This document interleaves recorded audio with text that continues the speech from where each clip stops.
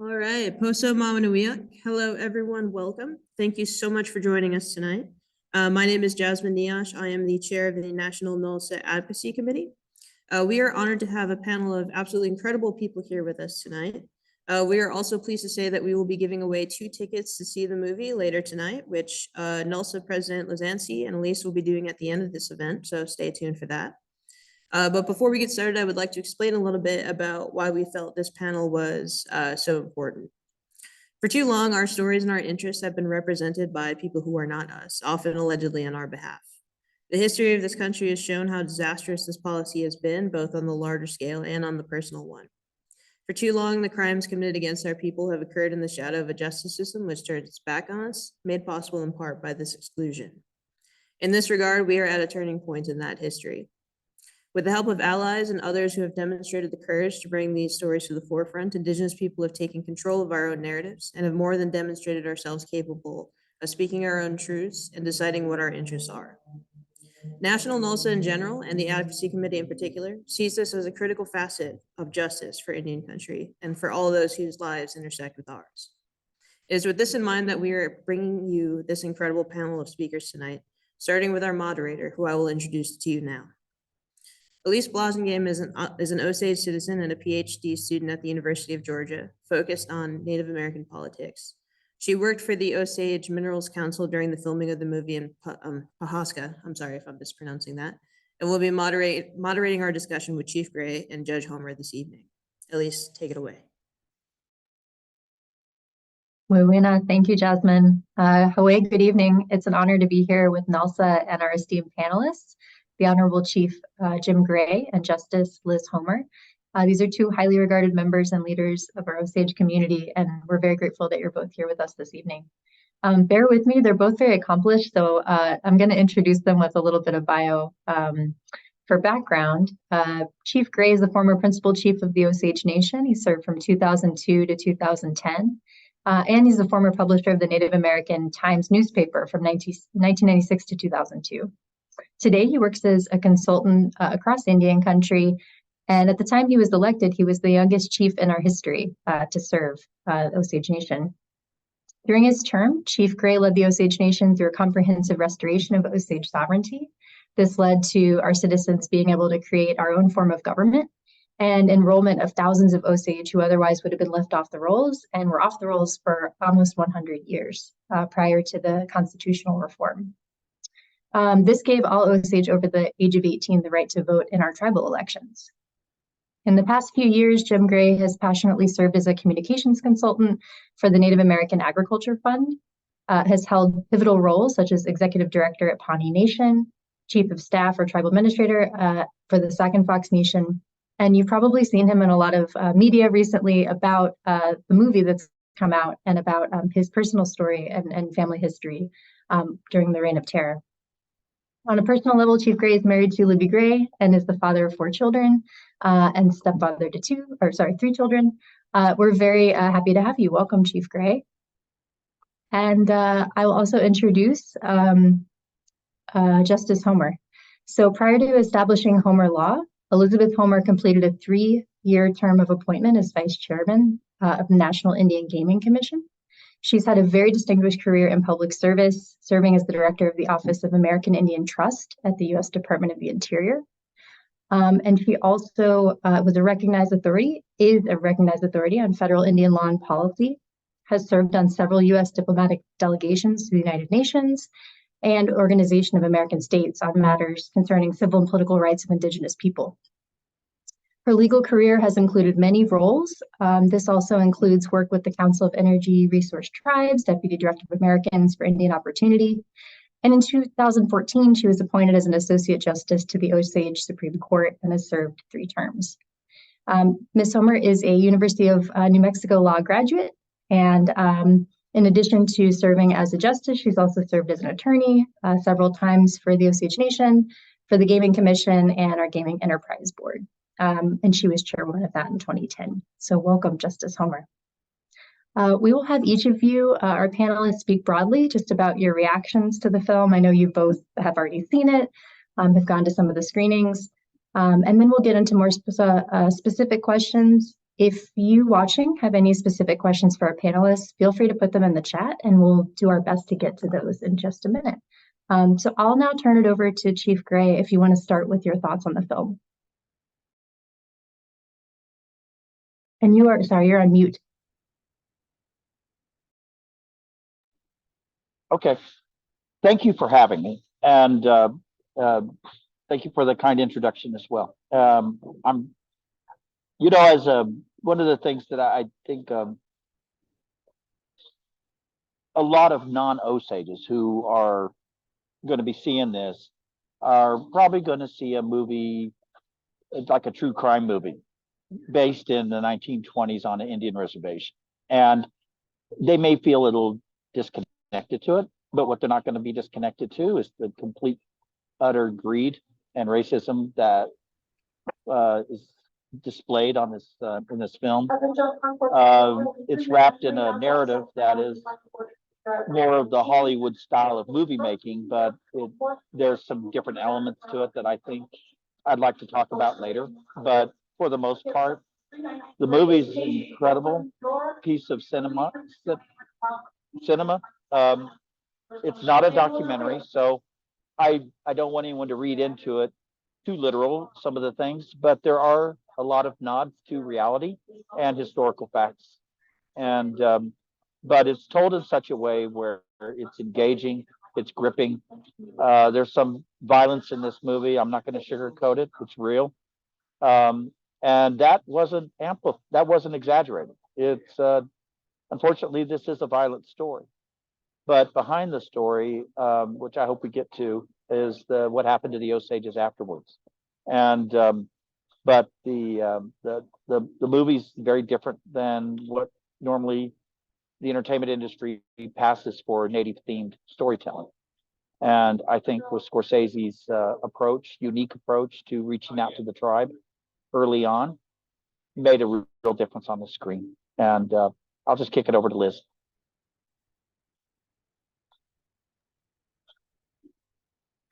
Thank you, Jim, and thank you, Elise, too, for that very kind introduction.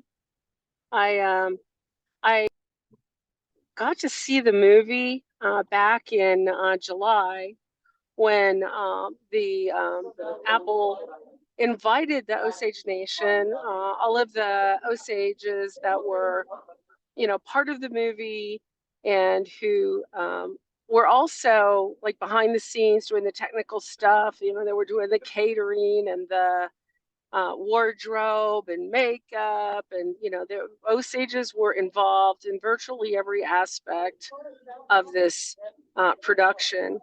And I think first and foremost, that makes it unusual, for a community to be that involved in the making of the movie about that community. It was a pretty, I guess, I don't want to say distracting, because when I saw the movie, I would kind of get into the movie and then I go, oh my God, there's so-and-so. And then I go, oh my God, there's so-and-so, because so many of the extras and the people in the background were tribal members and community members.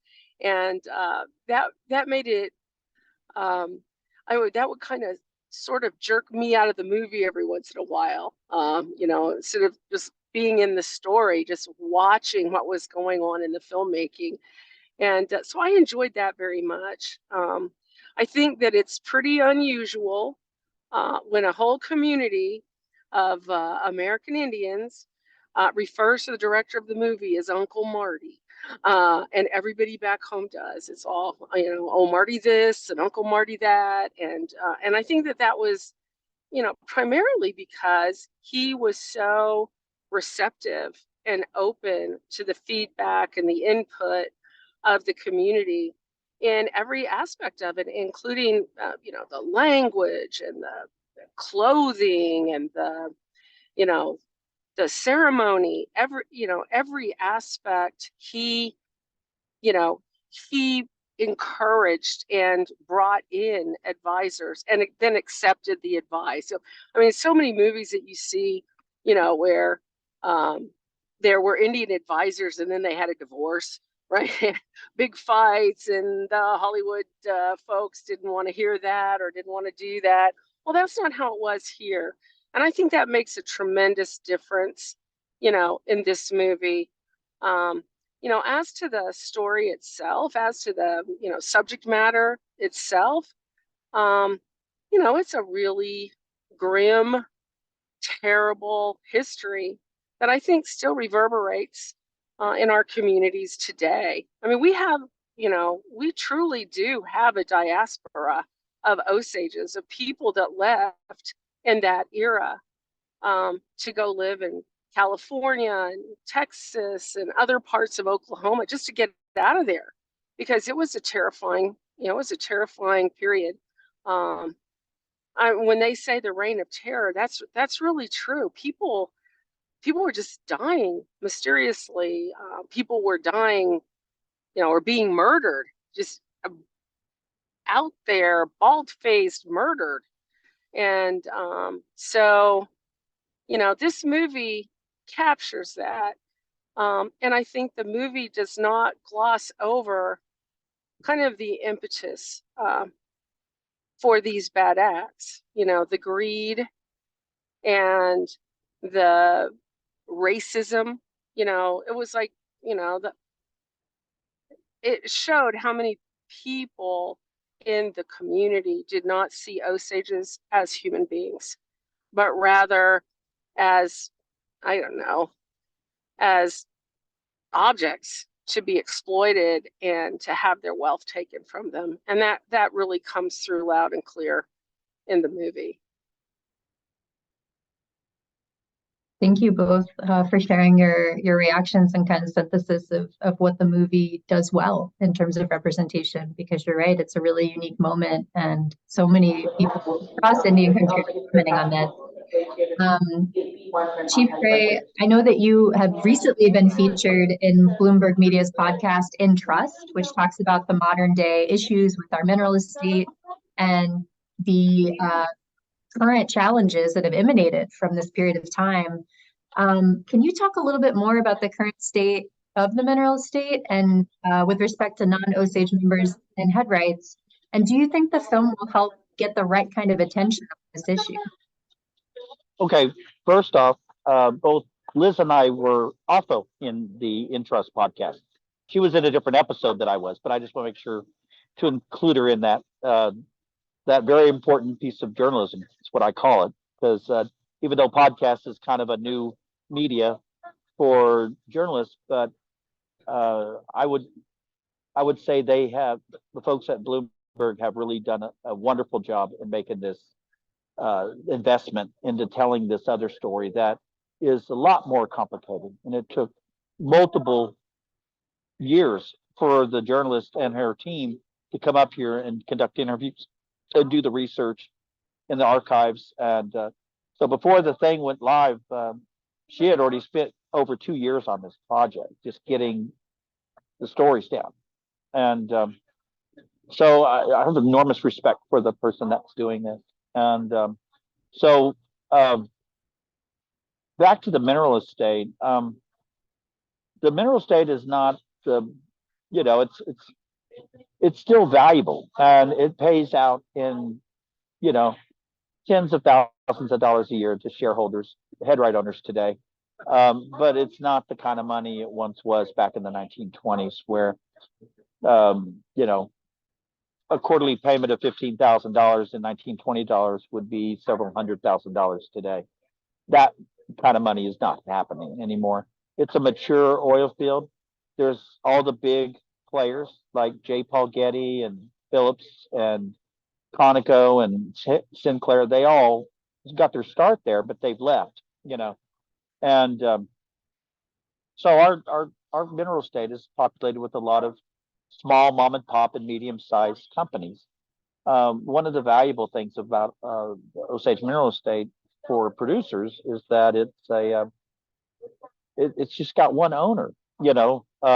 Most oil producers would have to hire a landman to contact multiple owners of a piece of land to get permission to drill.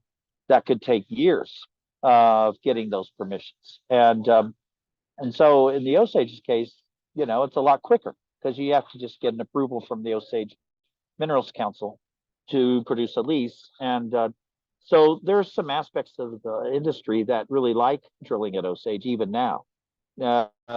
Experimental technology like water floods, slant drilling, even horizontal drilling, got their start on the Osage Reservation because of that one owner setup. And so it's still active. It's just a mature field. And as far as the movie goes and its impact on the mineral estate, the oil producers weren't really the bad guys in the story.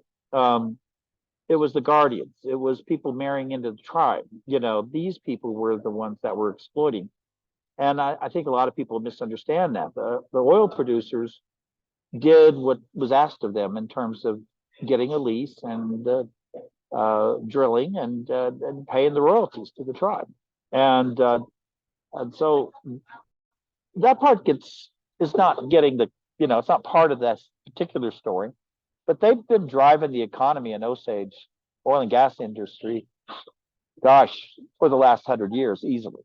And it's still a big creator of jobs and revenue, and puts a lot of people to work and pays a lot into taxes that go into roads, schools, and bridges in the Osage.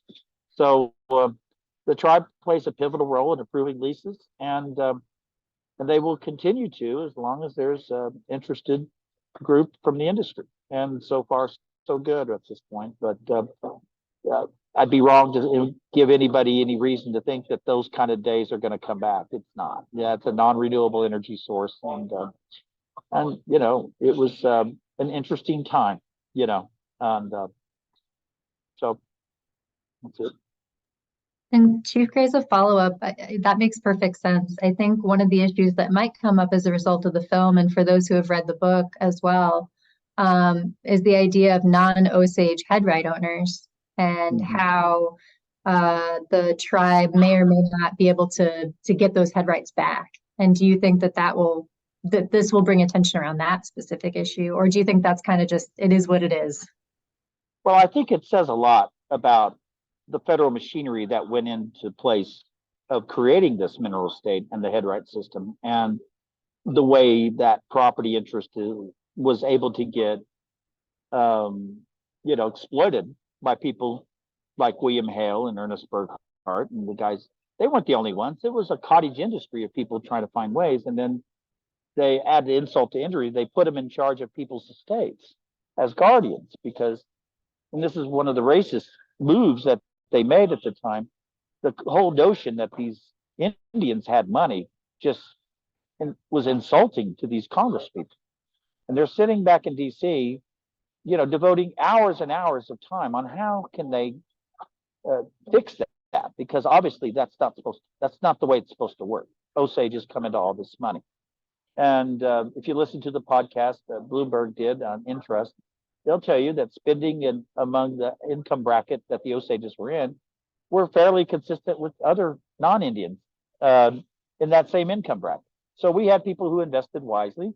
We had people that, got exploited and fell through the cracks, and, just like anybody else will. So I'm trying to get back to the point, which is the idea that there are federal policies on the books now that are preventing people who wish to give their headright back. But boy, those federal policies were just greasing the tracks to get Osages to release their interest in the mineral estate. And I'd love to hear Liz's take on it, but I thought those two issues are so revealing that, it's like we can't bring back the dead, but we could sure as hell kill the living. You know what I mean? It's one of those kind of things that just hit me really funny, that it's now going to require federal legislation to allow for a non-Indian who inherited a headright years ago to give it back as some kind of justice issue as a result of the book and the movie. Hey, if they want to do it, that's great. But why does it require federal legislation? That is a really open-ended question that I have, and I'd love to hear Liz on that one. I would too. Justice Homer, what are your thoughts on that issue? Yeah, it's pretty crazy. that you know, that a person who owns a property interest cannot convey their property interest to anyone they choose, right? The non-Indians that could not convey it back to the tribe, the true owner. But apparently, that is the state of affairs, and that's and there is legislation, being considered that would authorize the return of head rights. Although, to tell you the truth, I haven't heard of a large groups of non-Osage head right owners lining up to give their head rights back to the nation either. So in a way, it's kind of even if there were legislation and the legislation passed, I'm not sure the true significance of that. I think what interests me more is, one, getting the land back, and the nation has been for many years now making that a priority, is to recover as much of the territory of the reservation as possible. We bought a large ranch, some 10 or so years ago, from Ted Turner, 42,000 acres of land. That was an expenditure, a really large expenditure from the Osage Nation that was greatly supported by the Osage people. I think everyone feels, especially, we had this really bad decision back in 2010 by the 10th Circuit Court of Appeals that basically said that our reservation had been disestablished, which is utterly, was a shocking decision. It gave me a heart attack, almost put me in the hospital, seriously. When I read this decision, I was just like, could not believe it. And, because as, and I'm sure as law students, you guys are very interested in this, your jurisdiction as a tribe is absolutely tied to your ownership of your land. It's absolutely tied up in your land base and your rights within the exterior boundaries of your reservation. And so to have a court tell the nation that it no longer had these reservation boundaries, but of course, Indian lands over which the tribe can exercise jurisdiction. Whereas the way we see it at the Osage Nation, and as a member of the Supreme Court, I took an oath to protect and defend the Constitution of the Osage Nation. We see our reservation boundaries as fully intact, as extant Indian reservation. And now with the McGirt decision out of the Supreme Court, if you put together side by side the principles of the Irby decision, the 10th Circuit's ruling in the Irby, and the Supreme Court's ruling in McGirt, McGirt casts aside and totally debunks every principle upon which the 10th Circuit relied in saying that our reservation boundaries had been disestablished. So to me, it's my hope that this renewed interest in the Osage Nation, or not renewed interest, but this great interest, public interest in the Osage Nation, as well as, the fundamental justice of it when you read what the current law is from the Supreme Court of the United States with respect to reservation status, that, we're going to be able to get that corrected. And I know that there's a case pending right now in the Oklahoma Court of Criminal Appeals where this issue is front and center. So we'll have to see what's going. But I read a posting on Facebook today by a member of the Osage Congress saying, it would be just too much to hope for that the week this movie comes out, we would get a favorable ruling on our reservation. Because to me, that is first and foremost our most important issue of today. That's incredibly helpful context. And so I wonder, building on that, how you think this film or the awareness that comes with the film will help us in terms of political fights and interests in DC? Is it helpful for the general public to just know these things and to have public sentiment on our side? You know, what, if anything, do you expect to change about our ability to fight these legal and political fights after the film? And this is this me? Yeah. Okay. I want to brag on Liz Homer just a little bit. When I was chief, I had this issue was still very much alive, and the 10th Circuit decision hadn't happened yet. But in the years leading up to that, I made the decision that if you're going to, if you're going to make this claim that our reservation boundaries have not been disestablished, then you need to govern that way. So, like she said, it was in our Constitution when it was newly reformed and it was passed, and people were sworn an oath to defend it in the areas of the defining of our territory that's outlined in the Constitution. So everyone's on the record, and so we had opened all these casinos, and we had money coming in, and we were able to pour money into programs and departments that actually invested in supporting these concepts that we have a reservation. So it wasn't enough to just make the argument in court. We're actually appropriating money to create departments that demonstrated that. We also had an issue with gaming, where Liz, as the attorney for the Gaming Commission, wrote a lands opinion completely consistent with that what we were arguing in court, what was consistent in our Constitution. She made it consistent in her lands opinion as a logical next step on why we didn't need to have our lands in trust in order to put a casino on it, because we met the definition, and she could tell you what that definition of Indian country is.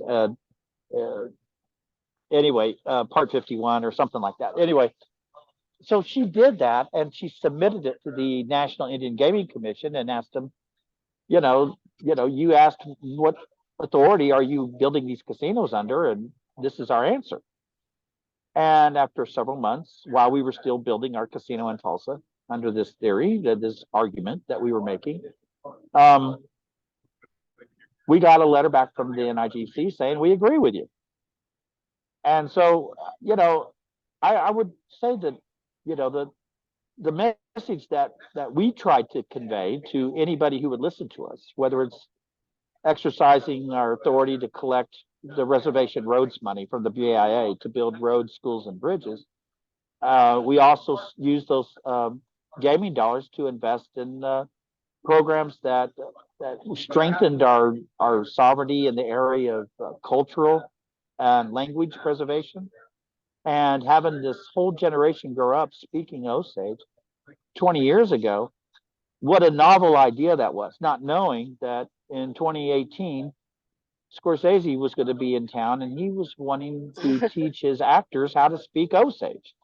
And so that investment that we made in cultural preservation, land reacquisition, and practicing what we preach, I think has all contributed to a state of a mindset in the Osage Nation that our sovereignty is not something in the past. It is not something you put on a shelf and look at. It is something that you exercise in every way you can, so that everyone knows, as Liz said, the jurisdiction of the Osage Nation is as vibrant and alive today as it was at any time in the last 120 years.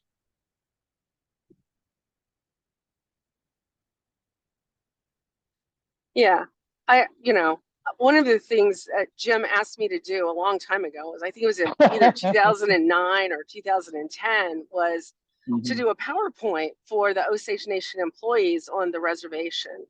And this was, again, before Irby. And one of the things, so I did the research. I had always known it was a reservation. Everybody in Oklahoma agreed, oh, the Osages have the only reservation in Oklahoma. blah, blah, blah. All my life I'd heard that. My dad told me that. That's how it was. And then, you know how it is when there's something and you've been told and you've heard and known it all your life, and then you start to research it, and it kind of starts slipping away. It's not as clear. Well, that wasn't how it was. Okay. The Osage Reservation was created in every way that a reservation can be created. There was a treaty.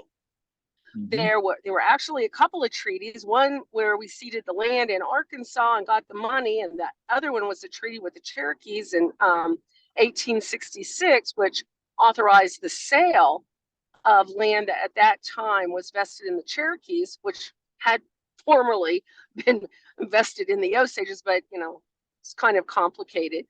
A complicated land tenure system. We had a statute, the Act of 1872, that confirmed to us a reservation. Okay. And then we had a secretarial declaration of reservation. There, it's like the Osage Reservation was created in every way a reservation can be created. And it was never disestablished. In the Irby decision, they leaned really hard on this notion. 1906 Act disestablished the reservation, but that's ridiculous because the 1906 Act spoke prospectively about the Osage Reservation. The Oklahoma Act, which made Oklahoma a state, admitted the state of Oklahoma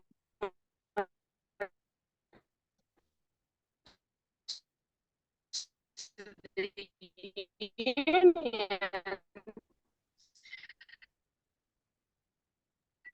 did not allow Justice Homer, I think you're breaking up. Oklahoma because the Statehood Act does not allow it to be subdivided. Can you hear me better now? Better now, yeah. Uh-oh. The last thing I heard was subdivided. I'm traveling. Oh, the Oklahoma Act does not allow the Osage Reservation to be subdivided, which is why it's the largest county in Oklahoma, because the reservation had to be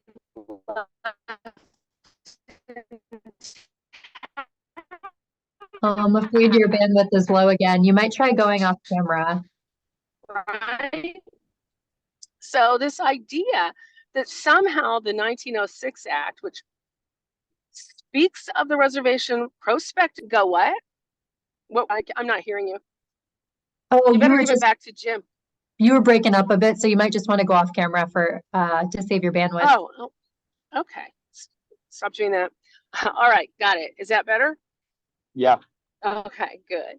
So anyway, the point is that the Irby decision was wrong in every way. A legal decision can be wrong, and that has been confirmed subsequently by the Supreme Court in both the Parker decision that affected the Omaha tribe, as well as the McGirt case, with respect to the 5.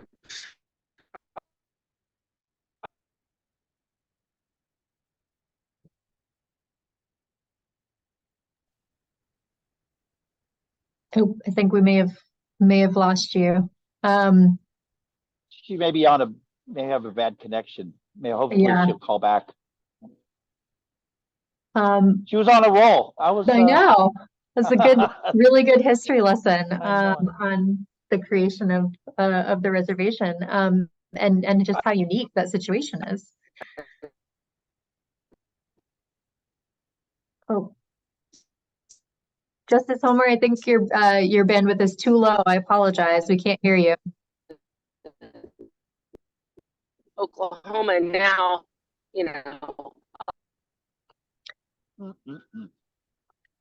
Oh, we may have lost her. We lost her. She'll join in a minute. While we're waiting for Justice Homer to come back, you both mentioned this idea that the film there's so many opportunities that have come with the film, both in terms of who is included in the cast and our cultural advisors, language advisors, who are now on the red carpet and at these events. What do you think our nation, and one thing you mentioned was language revitalization, and how setting the stage for that early on meant that we had the capacity to do this for the film and do it in the right way. Yeah.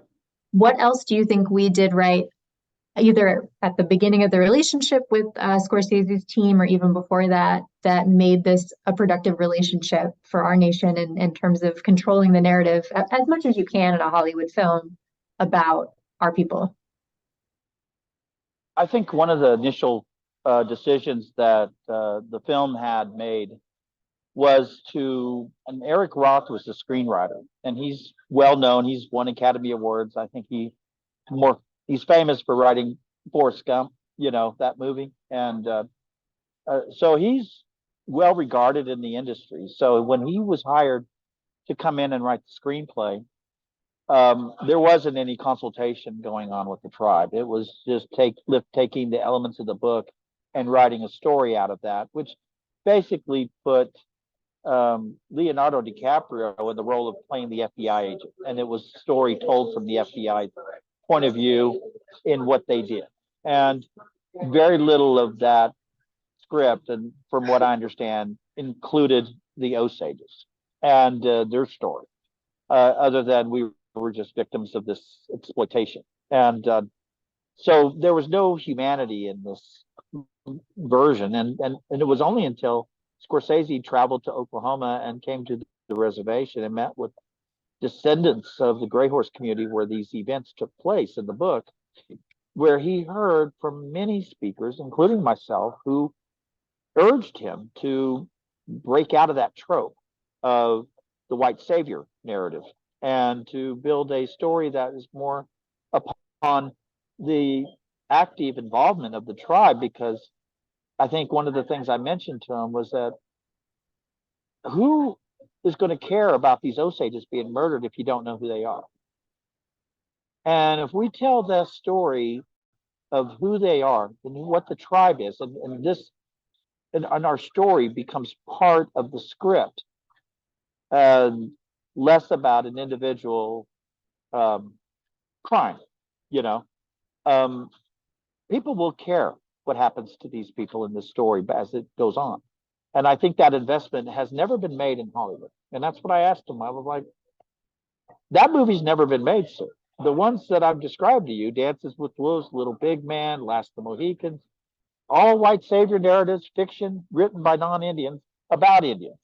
And they've all been blockbusters. But you don't have to do that here. This is a real story. And David Grand wrote an accurate account based on the FBI files of what happened. But to understand the culture and the nature of the Osage people, you're not going to find the answers in those files, but you're going to find them in this room. And I went on and I just said, nobody wants you to fail, sir. We want to help you. Be the director who makes that movie, because that movie hasn't been made yet. And if you make that, it could be the one that the entire industry looks at and says, that's the one we got right.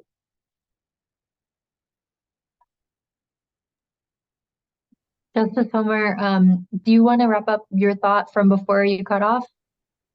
Sure.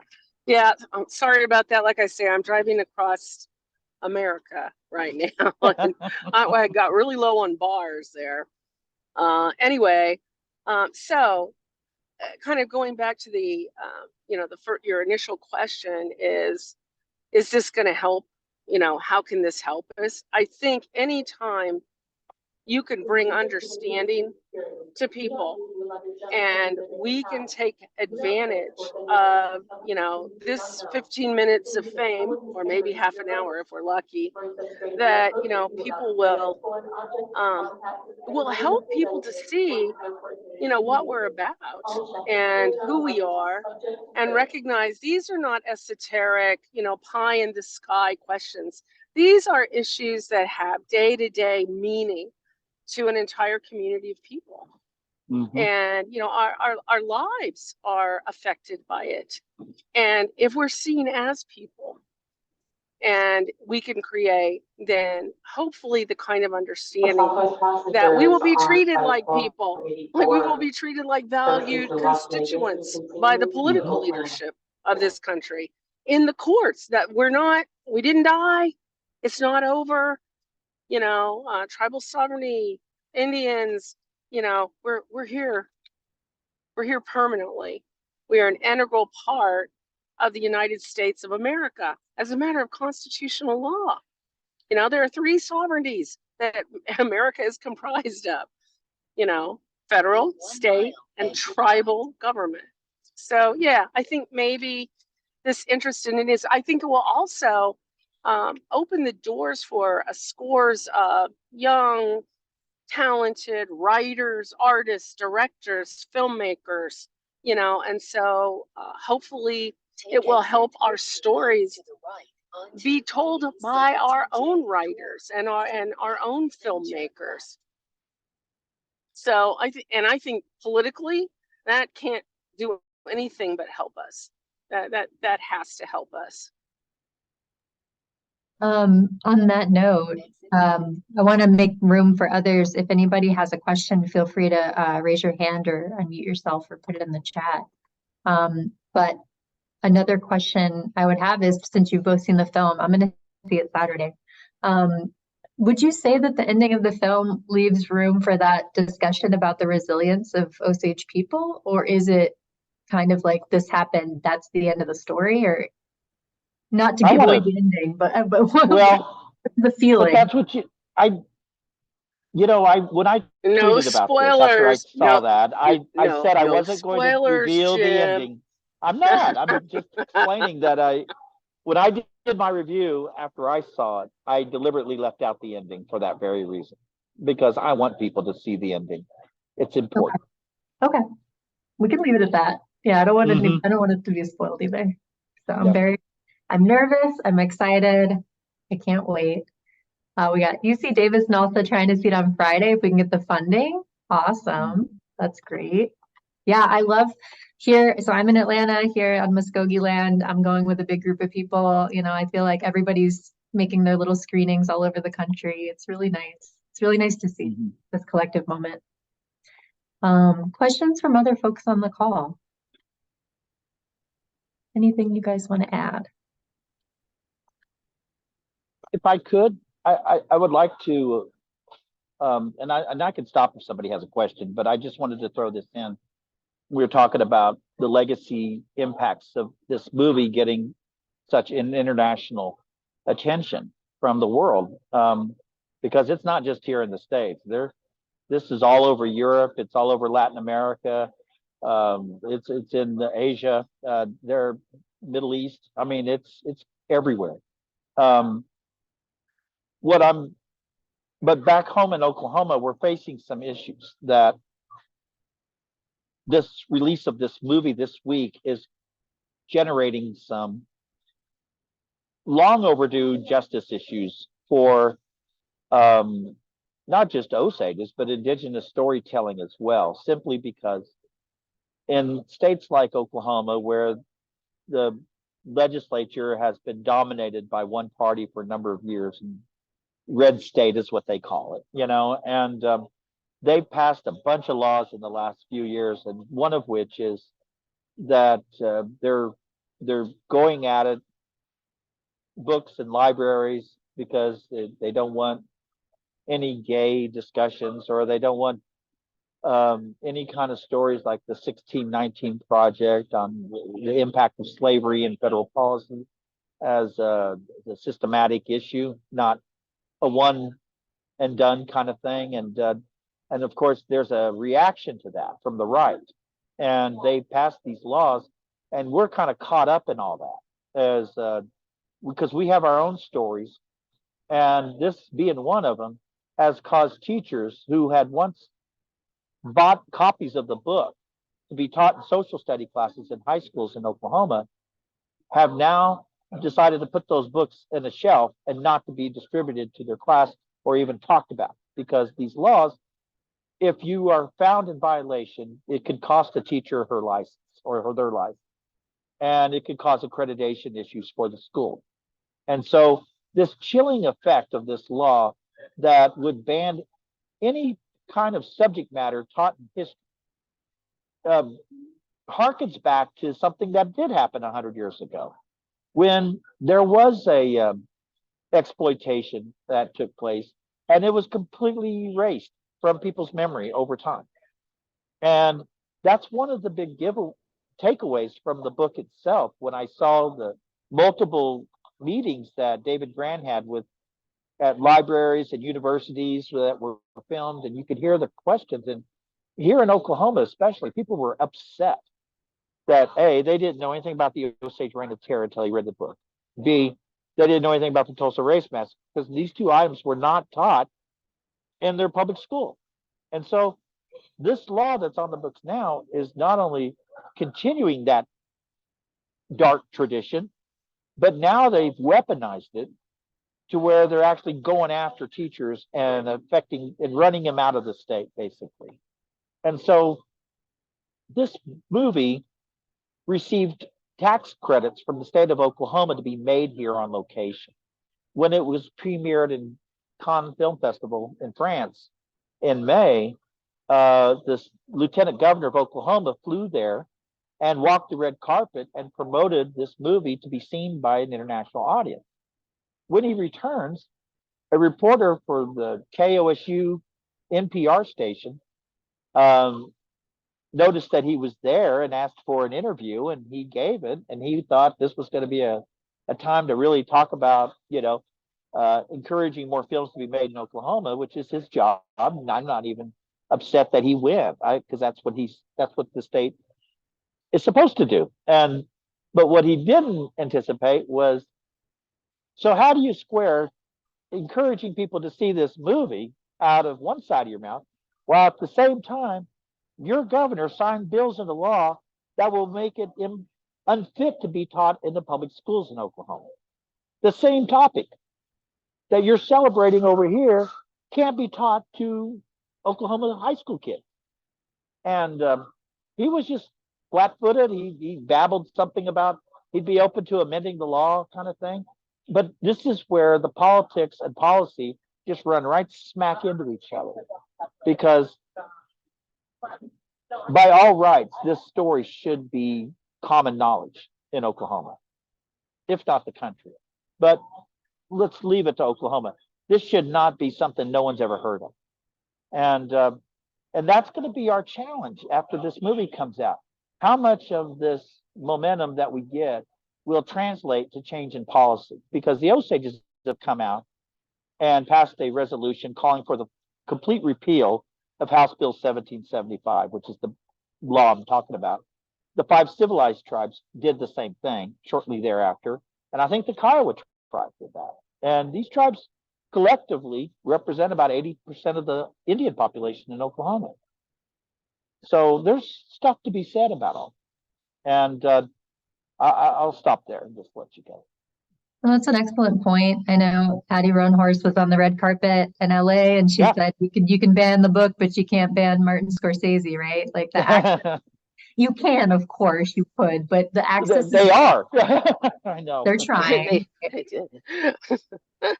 Yeah, and we didn't really America, I should say, we as America, did not really understand what happened in Tulsa until Watchmen came out, right? And this very popular portrayal of what happened, which did they did a great job with that. So a lot of similarities there. Any final thoughts, Justice Homer, that you want to share before we wrap up? Well, I just want to say that, how the movie ends, I'm not going to say, because I want everyone to see it and and experience that moment for themselves. But I will say that it was an epic in the history of the Osage people. But it was a chapter, and there have since been many more chapters. One of the most kind of appalling things about the 1906 Act. I know I've mentioned it before, but the most appalling thing about it is it based your tribal membership on your head right ownership. So as it, as the head rights began to fractionate over the years, as people would die and they leave their head rights to their heirs, maybe, they would, split many times. We got to a point where Osages would only have a fraction of a vote, right? And most Osages would have no vote at all. And the government that was created by the 1906 Act, which when you think about it, having a federal legislation creating your government, you can't really say that's an act of a sovereign now, can you? No. Right? Not of the tribal sovereign anyway. And so, for many, many years, there were different groups of Osages that fought to reestablish, reaffirm, reassert Osage sovereignty. And actually, that did happen in 2006 with the adoption of our new constitution. And I'm still calling it the new constitution. It's like, it's been a few years now, but the Osages, our story is still evolving. We're still living. We're still developing. We're still advancing. And, I think in a way, because there is optimism about the Osage future, I think maybe that's why this movie can be enjoyed, right? Because it's something that happened, but it's not the whole story. And there's more to that story. Well said. Yeah, I can't wait to see what's next, and just appreciate your generosity of time and educating us this evening and being with us. And I'm going to kick it over to you, Eldred, to close us out. Yes, thank you so much, Chief Gray, Justice Homer, for your time today. We really do appreciate the insights. It's really awesome to have an all Osage panel for this. And of course, to our moderator, Elise Blasingame, thank you so much. It really was an amazing panel. And I think that we'll move right into what's probably an exciting moment for a lot of our attendees. And thanks for everyone who are joining. I created this little thing, a generator. I don't know if you can see it. But we'll do one winner, and you'll win 2 tickets for you and whoever you would like to invite. So here we go. Mm-hmm.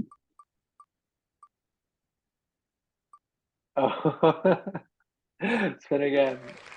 All right, let's do it one more time. That was just a test run. Sorry, Vanessa. So close.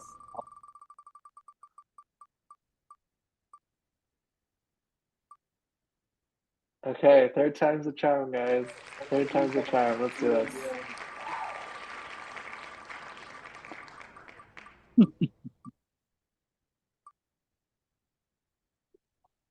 Hey.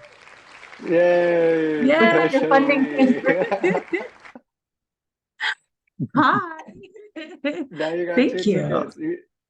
How many more tickets do you need for UC Davis? I think it's gonna be hopefully like 20 of us going. We're Oh, wow. hoping. So yes, but we're requesting the money from the school and they better do it. No, I'm just kidding. Well, now you need 18. Well, thanks so much, Thank everybody, you for your so time much. today. And thank yeah, you have to a the great rest of the day. speakers. Thank you all. you. Thank you so Thank much. you all. I Travel really enjoyed safe. it. Thank you. Thank you again. Take care.